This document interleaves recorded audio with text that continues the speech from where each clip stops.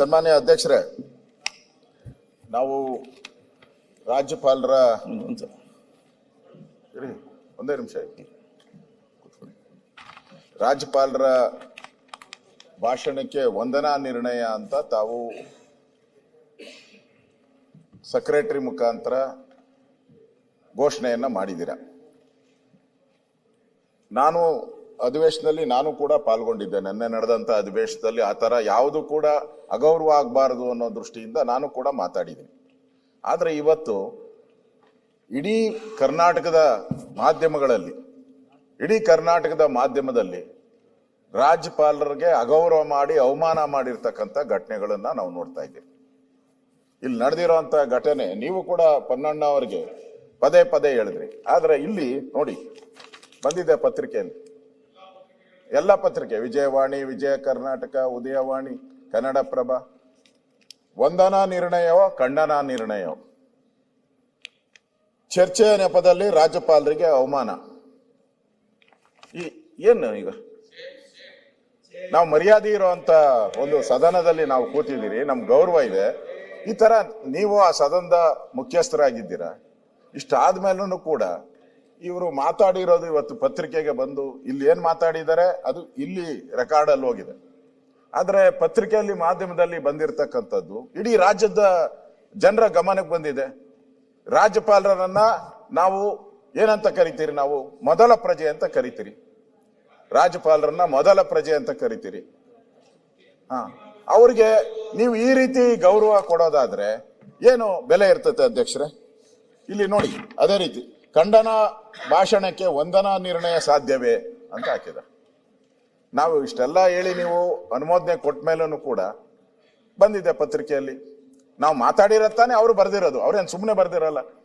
ನೀವು ಮಾತಾಡಿದ್ದೀರಾ, ಬರ್ದಿದ್ದೀರ. ಅಧ್ಯಕ್ಷರ, ಇನ್ನ ಅದಕ್ಕಿಂತ ಆಘಾತಕಾರಿ ಅಂತ ಹೇಳಿದ್ರೆ ನಾನು ಒಂದು ಪದನ ನಿಮ್ಗೆ ಓದ್ತೀನಿ. ನೀವು ಪತ್ರಿಕೆಯಲ್ಲಿ ಬಂದಿರೋದು, ಎಲ್ಲ ಪತ್ರಿಕೆಯಲ್ಲಿ ಬಂದಿದೆ, ನಾನು ಹೇಳ್ತಾ ಇದ್ದೀನಿ.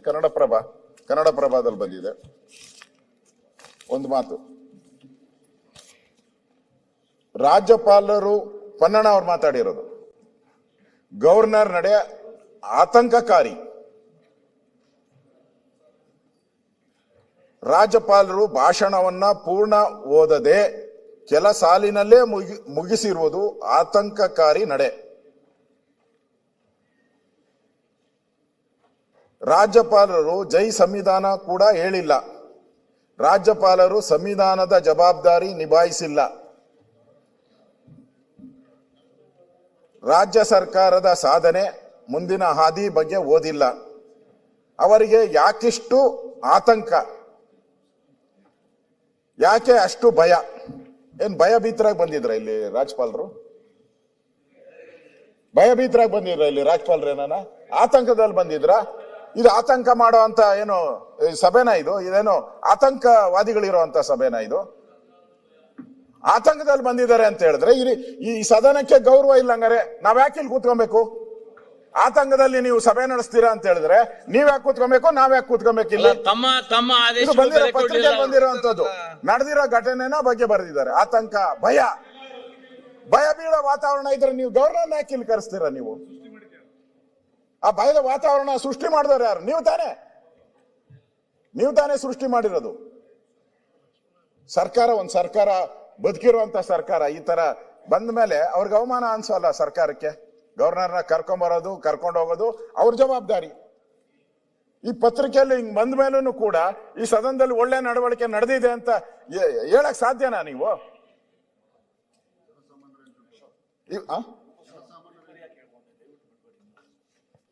ದಯವಿಟ್ಟು ನಾನು ಅವರು ಭಾಷಣದಲ್ಲೂ ನೋಡಿ, ಭಾಷಣದಲ್ಲೂ ಅವರು ಹೇಳಿದ್ದಾರೆ. ಅವರು ಏನು ಹೇಳಿದ್ರು, ಓಡಿ ಹೋಗಿದ್ದಾರೆ ಅಂತ ಲಾ ಮಿನಿಸ್ಟರ್ ಹೇಳಿದ್ರು. ಒಪ್ಕೊಂಡ್ರು ಅವ್ರೇನು ಎದುರಿ ಓಡೋಗಿದ್ದಾರೆ ಅಂತಾನೆ ಒಪ್ಕೊಂಡ್ರು ಅವರು ಕ್ಲಿಯರ್ ಆಗಿ ವಿಧಾನಸಭಾ ಸನ್ಮಾನ್ಯ ಸಭಾಪತಿಗಳೇ, ಸಭಾಧ್ಯಕ್ಷರೇ, ಮುಖ್ಯಮಂತ್ರಿಗಳೇ, ಉಪಮುಖ್ಯಮಂತ್ರಿಗಳೇ, ಪ್ರತಿಪಕ್ಷದ ಗೌರವಾನ್ವಿತ ನಾಯಕರುಗಳೇ, ನಾವೆದ್ದಾಗ ಪ್ರತಿಯೊಂದು ಬರಿತಾ ಇದ್ರಿ, ಪರಿಷತ್ ನಾಯಕರೇ, ಇವೆಲ್ಲ ಅದನ್ನು ತೆಗೆದು ಬಿಡಿ, ಪರವಾಗಿಲ್ಲ.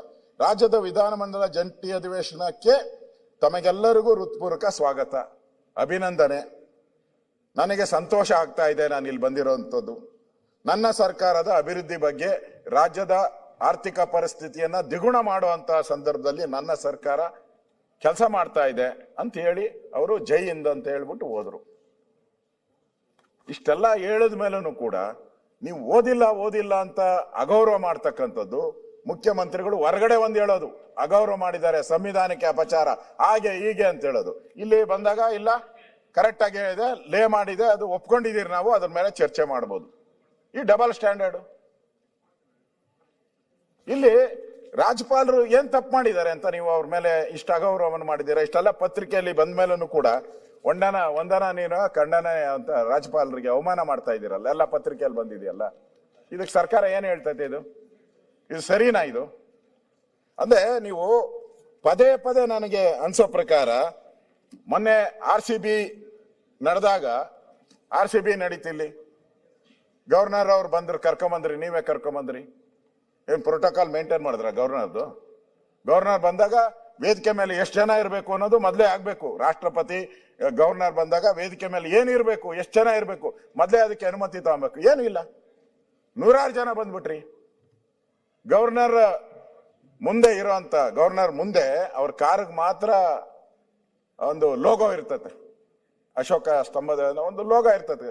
ಗವರ್ನರ್ ಕಾರ್ಗೆ ಮಾತ್ರ ಇರೋದು, ರಾಷ್ಟ್ರಪತಿಗಳ ಕಾರ್ಗೆ ಮಾತ್ರ ಇರೋದು. ಮುಖ್ಯಮಂತ್ರಿಗೂ ಇರಲ್ಲ, ಮಂತ್ರಿಗೂ ಇರಲ್ಲ, ನಮ್ಗಿರಲ್ಲ. ನೀವು ಅಂತ ಸಂದರ್ಭದಲ್ಲಿ ನೀವು ಗವರ್ನರ್ನ ಕರ್ಕೊಂಬಂದು ಅಲ್ಲಿ ಕೂತರಿಸ್ಬಿಟ್ಟು ಅವ್ರ ಮುಂದೆ ರಾಯಲ್ ಚಾಲೆಂಜ್ ವಿಸ್ಕಿದು ಇಟ್ಬಿಡ್ತೀರಾ ನೀವು? ರೆಗ್ಯುಲರ್ ಅಫೆಂಡರ್ ಈ ಸರ್ಕಾರ, ರೆಗ್ಯುಲರ್. ಈ ನಮ್ಮ ಪೊಲೀಸ್ ಇಲಾಖೆಯಲ್ಲಿ ಹೇಳ್ತಾರೆ, ಪದೇ ಕಳ್ತನ ಮಾಡ್ತಾರಲ್ಲ ಅವನ್ನ ರೆಗ್ಯುಲರ್ ಅಫೆಂಡರ್ ಅಂತಾರೆ, ಅಬಿಚುವಲ್ ಅಫೆಂಡರ್. ಸರ್ಕಾರ ಹಿಂಗೆ ಗವರ್ನರ್ನ ಕರೆದು ಅಲ್ಲಿ ಅವಮಾನ ಮಾಡಿದ್ರಿ, ಗವರ್ನರ್ನ ಕರೆದು ಇಲ್ಲಿ ಅವಮಾನ ಮಾಡ್ತಾ ಇದ್ದೀರಾ. ಏನ್ ಅರ್ಥ ಇದರಲ್ಲಿ? ನಿಮ್ಗೆ ನಿರ್ಣಯ ನೀವು ಒಪ್ಕೊಂಡಿಲ್ಲ ಅಂದ್ರೆ ನೀವು ಪನ್ನಣ್ಣ, ನಿಮ್ಮ ಸದಸ್ಯರು, ಅವರು ನಿಮ್ಮ ಅಡ್ವೈಸರು, ಲೀಗಲ್ ಅಡ್ವೈಸರು, ಅವ್ರಿಗೆ ಹೇಳ್ಬೇಕಾಯ್ತು, CM ಅವರು ನಾನು ಒಪ್ಕೊಂಡಿದ್ದೀನಪ್ಪ, ಮಂಡನೆ ಆಗಿದೆ, ನಾನು ಒಪ್ಕೊಂಡಿದ್ದೀನಿ, ಅದ್ರ ಮೇಲೆ ಚರ್ಚೆ ಮಾಡು ಅಂತ. ಅದನ್ನ ಬಿಟ್ಬಿಟ್ಟು ಅವ್ರೇನ್ ಹೇಳಿದ್ರು? ಏನೇನು ಆರ್ಟಿಕಲ್ಗಳು ಇದೆಯೋ ಎಲ್ಲ ಓದಿದ್ರು, ಕೋರ್ಟ್ ಆದೇಶಗಳನ್ನ ಓದಿದ್ರು ಅವ್ರು ಬೇಕಾಗಿದ್ದ ಆದೇಶಗಳನ್ನು ಓದಿದ್ರು ಅವರು. ಬೇರೆ ನಾನು ಅದನ್ನೇ ಹೇಳಿದೆ, ಹಿಂದೆ ನಿಮ್ಮ ಆದೇಶಗಳನ್ನೇ ಓದ್ತಾ ಇದ್ದೀರಲ್ಲ, ಬೇರೆ ಕೋರ್ಟಲ್ಲೂ ಆದೇಶಗಳಾಗಿದೆ. ನನ್ನ ಹತ್ರನೂ ಇದೆ ಆದೇಶಗಳು, ನಾನು ತಂದಿದ್ದೀನಿ ಆದೇಶಗಳು, ಕೋರ್ಟ್ ಆದೇಶಗಳು, ಜಡ್ಜ್ಮೆಂಟ್ಗಳು. ನೀವು ಇಷ್ಟೆಲ್ಲ ಮಾತಾಡೋ ಅಂತ ಕಾಂಗ್ರೆಸ್ ಅವ್ರು, ನೀವ್ ಹೆಂಗ್ ನಡ್ಕೊಂಡಿದ್ದೀರಾ? ನಿಮ್ ಗವರ್ನರ್ ಇದ್ದಾಗ, ನಿಮ್ಮ ರಾಜ್ಯಪಾಲರಲ್ಲಿ ಕೂತಿದ್ದಾಗ ನೀವ್ ಹೆಂಗ್ ನಡ್ಕೊಂಡಿದ್ದೀರಾ? ನೀವು ಬಂದವ್ರು ಭಾಷಣ ಮಾಡಿದ್ರು, ಮಾಡಿದ್ರು. ಹೌದು, ನೀವೇ ಹೇಳಿದ್ದೀರ ನಮ್ಮ ರಾಜ್ಯಪಾಲರು ಅಂತ. ಹೌದ್ರಿ, ನೀವೇ ಹೇಳಿದ್ದೀರ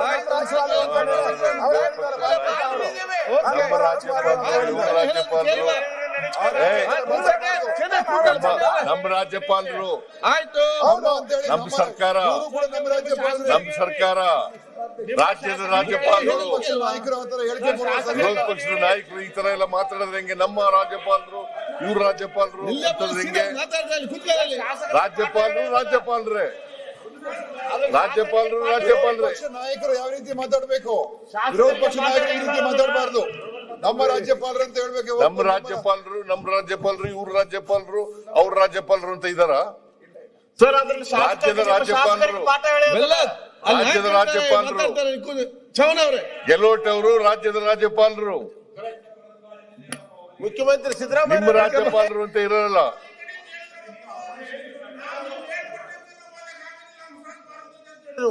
ಯಾರು ನೀವ್ ಹೇಳಿದ್ರಿ ಈ ಕಡೆ ಬಂದು ಅವತ್ತು ಹಂಸರಾಜ್ ಭಾರತದವರು ಯಾರು ಪುಸ್ತಕ ಓದಿಲ್ಲ, ಬರ್ಕೊಟ್ಟಂಗೆ ನಾವು ಓದಕ್ ಆಗೋದಿಲ್ಲ. ಹೌದು, ಬರ್ಕೊಟ್ಟಾಗ ಓದಕ್ಕಾಗಲ್ಲ. ನಾ ಬರ್ಕೊಟ್ಟಾಗ ಓದ್ತಾರ ಅವ್ರು ಓದ್ತಾರ?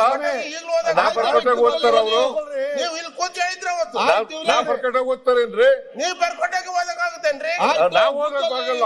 ಅದಕ್ಕೆ ಹೇಳಿದ್ದು ಅವ್ರ ಏನ್ ಬೇಕಾದ್ರು ಓದಿದ. ಹೌದು, ನಾನು ಅಲ್ಲಿ ಕೂತಿದ್ದಾಗ ಹೇಳಿರೋದು. ನೀವ್ ಕೂತಾಗ ಹೌದು, ಈಗಲೂ ಹೇಳ್ತೀನಿ, ನಾನು ಅವ್ರು ಬರ್ಕೊಟ್ಟಾಗ ಓದಕ್ಕಾಗಲ್ಲ, ನಾ ಬರ್ಕೊಟ್ಟಾಗ ಅವ್ರು ಓದಕ್ಕಾಗಲ್ಲ. ಮತ್ತೆ ಅವ್ರಿಗೆ ಅವಮಾನ ಮಾಡ್ತಾ ಇದ್ದೀರಿ? ಅವಮರ್ಯಾದೆ ಮಾಡ್ತಾರೆ. ಆಯ್ತು, ಮತ್ತೆ ಈಗ ಯಾಕೆ ಹಂಗಿದ್ದಾಗ ನೀವು ಸರಿಯಾಗಿ ಓದಿಲ್ಲ ಅಂತ ಯಾಕೆ ಅವಮರ್ಯಾದೆ ಮಾಡಿದ್ರಿ?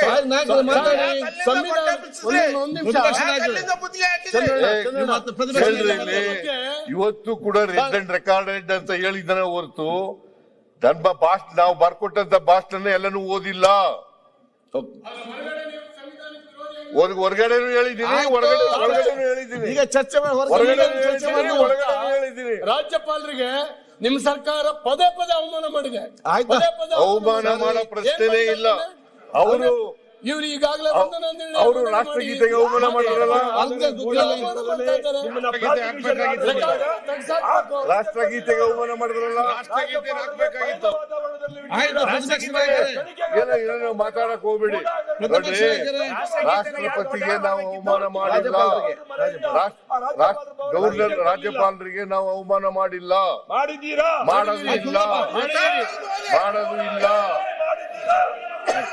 ಮಾಡೋದು ಇಲ್ಲ. ರಾಜ್ಯಪಾಲರಿಗೆ ಅವಮಾನ ಮಾಡಬೇಕು ಅಂತ ಇಲ್ಲ. ಅವರೇನೆ ನಾವು ಬರ್ಕೊಟ್ಟಂತ ಭಾಷಣ ಪೂರ ಓದ್ಲಿಲ್ಲ. 4 ಸೆಂಟೆನ್ಸ್ 5 ಸೆಂಟೆನ್ಸ್ ಓದಿದ್ರು, ಕೊನೆಯಲ್ಲಿ 1 ಸೆಂಟೆನ್ಸ್ ಓದಿದ್ರು, ಜೈ ಹಿಂದ್ ಅಂತ ಹೇಳಿದ್ರು, ಹೊರಟೋದ್ರು. ರಾಷ್ಟ್ರಗೀತೆಗೂ ಕೂಡ ಕಾಯ್ದೆನೆ ಹೊರಟೋದ್ರು. ಅವ್ರು ಮಾಡಿದಂತ ಅನ್ಯಾಯ ಸಂವಿಧಾನಕ್ಕೆ ವಿರುದ್ಧವಾಗಿ ನಡ್ಕೊಂಡಿರೋರು ಅವರು, ನಾವಲ್ಲ. ನಾವು ಅಲ್ಲಿವರೆಗೂ ಕೂಡ ಹೋಗಿ ಬಿಟ್ಬಿಟ್ಟು ಬಂದಿದ್ದೀನಿ, ಹೋಗಿ ರಿಸೀವ್ ಮಾಡ್ಕೊಳಕ್ ಹೋಗಿದ್ದೀನಿ, ಹೋಗಿ ಅಲ್ಲಿವರೆಗೂ ಬಿಟ್ಬಿಟ್ಟು ಬಂದಿದ್ದೀನಿ. ಕೊನೆಯಲ್ಲಿ ಅವ್ರಿಗೆ ಥ್ಯಾಂಕ್ಸ್ ಹೇಳ್ಬಿಟ್ಟು ಬಂದಿದ್ದೀನಿ. ಏನೇನೋ ಮಾತಾಡಕ್ ಹೋಗ್ತಿರಲ್ಲ. ಅಶೋಕ್ ಮಾತಾಡಿ. ಈಗ ನೀವು ಅವ್ರಿಗೆ ಅವಮಾನ ಮಾಡ್ತೀರಿ, ಅವ್ರು ಎದ್ದು ಮಾತಾಡ್ತಾರೆ, ಅವ್ರಿಗೆ ಅವಮಾನ ಮಾಡ್ತೀರಿ. ಸಂವಿಧಾನ ವಿರುದ್ಧ ಮಾಡಿದ್ದಾರೆ. ಗ್ಯಾರಂಟಿ ನ್ಯೂಸ್, ಸುದ್ದಿ ಖಚಿತ, ನ್ಯಾಯ ನಿಶ್ಚಿತ.